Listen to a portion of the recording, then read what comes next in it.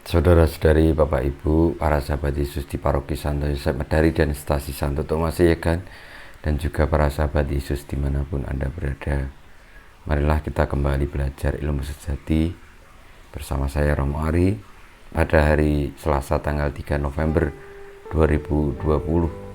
Kita mengawali pembelajaran ilmu sejati kita dengan berdoa dalam nama Bapa, Putra, dan Roh Kudus. Amin. Ya Allah, perkenankanlah kami mematuhi sabda pembawa kehidupan dan kebebasan. Ajarilah kami mengangkat salib putramu serta membangun kedamaian sejati. Dengan pengantaran Yesus Kristus putramu Tuhan kami, yang bersama Dikau dalam persatuan Roh Kudus hidup dan berkuasa, kini dan sepanjang masa. Amin. Saudara-saudariku yang terkasih, para sahabat Yesus, ilmu sejati kita pada hari Selasa tanggal 3 November 2020 kita belajar dari Injil Yesus Kristus menurut Lukas bab 14 ayat 15 sampai dengan 24. Pada waktu itu Yesus diundang makan oleh seorang Farisi. Sementara perjamuan berlangsung, seorang tamu berkata kepada Yesus, "Berbahagialah orang yang akan dijamu dalam kerajaan Allah." Tetapi Yesus berkata kepadanya, "Ada seorang mengadakan perjamuan besar. Ia mengundang banyak orang. Menjelang perjamuan dimulai, ia menyuruh hambanya mengatakan kepada para undangan, 'Marilah, sebab segala sesuatu sudah siap.' Tetapi mereka semua minta dimaafkan. Yang pertama berkata, 'Aku baru membeli ladang dan harus pergi melihatnya. Aku minta dimaafkan.' Yang lain berkata, 'Aku baru membeli 5 pasang lembu kebiri dan aku harus pergi mencobanya. Aku minta dimaafkan.' Yang lain lagi berkata, 'Aku baru saja menikah dan karena itu aku tidak dapat datang.' Maka kembalilah hamba itu dan menyampaikan semua itu kepada tuannya. Lalu murkalah tuan rumah itu dan berkata kepada hambanya, 'Pergilah segera ke jalan dan lorong kota dan bawalah kemari orang-orang miskin dan cacat, orang-orang buta dan lumpuh.' Kemudian hamba itu melaporkan, 'Tuan, apa yang Tuan perintahkan itu sudah dilaksanakan. Sekalipun demikian masih ada tempat.' Maka tuan itu berkata, 'Pergilah ke semua jalan dan persimpangan dan paksalah orang-orang yang ada di situ masuk, karena rumahku harus penuh. Sebab aku berkata kepadamu, tidak ada seorang pun dari para undangan itu akan menikmati jamuanku.' Demikianlah Injil Tuhan. Terpujilah Kristus." Para sahabat Yesus yang terkasih,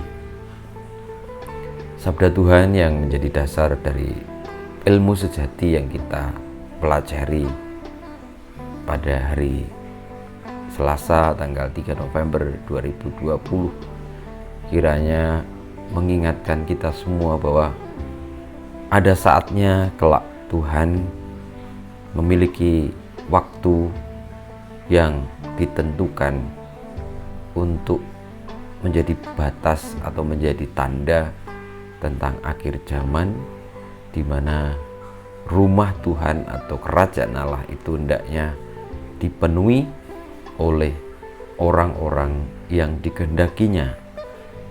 Meski sebenarnya para undangan yang seharusnya dikehendaki Tuhan masuk, itulah yang memiliki hak untuk ikut tergabung dalam pesta, dalam kerajaannya, dalam perjamuan itu.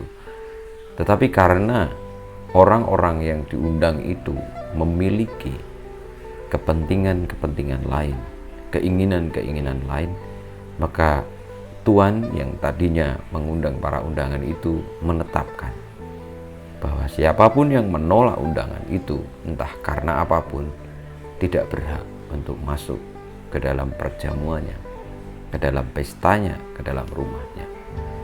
Dan karena rumah itu harus penuh, maka siapapun dipanggil untuk memenuhi rumahnya, termasuk yang cacat, yang miskin, yang buta, dan lumpuh, yang sebenarnya tidak masuk dalam kriteria itu. Itulah pikiran Tuhan, itulah kehendak Tuhan yang mungkin berbeda sekali dengan apa yang kita pikirkan. Bisa jadi Tuhan akan memberikan tempat kepada mereka yang tidak terlalu banyak minta maaf, karena ia menjalani hidup apa adanya dan mau menerima undangan Tuhan. Tetapi justru ketika mereka orang yang sering minta maaf kepadanya tetapi tidak sungguh-sungguh melaksanakan atau menanggapi undangannya, justru tidak berhak untuk masuk ke dalam perjamuannya. Dan jelas siapa yang mengganti mereka adalah orang-orang yang terbuka akan undangan yang telah diberikannya. Saudara-saudariku, itu bisa menjadi pengingat bagi kita semua. Menjawab undangan Tuhan itu tidak hanya yang terlihat, misalnya kita rajin ke gereja, kita aktif dalam kegiatan apapun, bukan itu. Tetapi dalam hati kita, sudahkah kita membuka hati untuk mau mendengarkan tuntunannya, sabdanya, kehendaknya, dan lalu mengikutinya dengan sepenuh hati yang telah tertulis di dalam hati kita, karena itu akan membawa kepada kehendak Tuhan sendiri, bahwa Ia tidak pernah meninggalkan siapapun.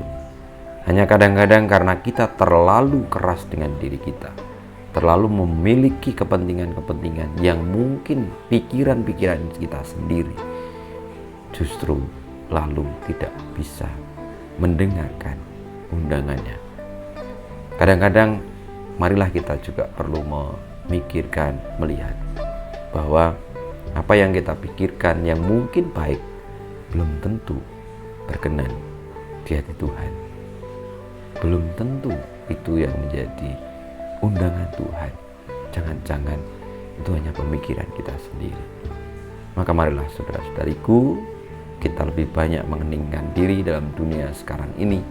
Situasinya yang tidak menentu, kebenaran bisa berubah macam hal, tetapi kebenaran Tuhan tetaplah satu, yakni yang telah tertulis dalam hati kita untuk menjadi orang-orang yang menanggapi panggilannya. Kita mohon berkat Tuhan. Kemuliaan kepada Bapa dan Putra dan Roh Kudus, seperti pada permulaan, sekarang, selalu, dan panjang segala abad. Amin. Ya Yesus, jadikanlah hati kami seperti hati-Mu. Tuhan bersamamu dan bersama Roh-Mu. Kita semua, hidup kita, karya-karya kita, perjuangan kita untuk menerima undangan Tuhan sepenuh hati, sebagaimana kehendaknya, undangannya, senantiasa dibimbing, dilindungi, diberkati oleh Yang Maha Kuasa, Bapa, Putra, dan Roh Kudus. Amin.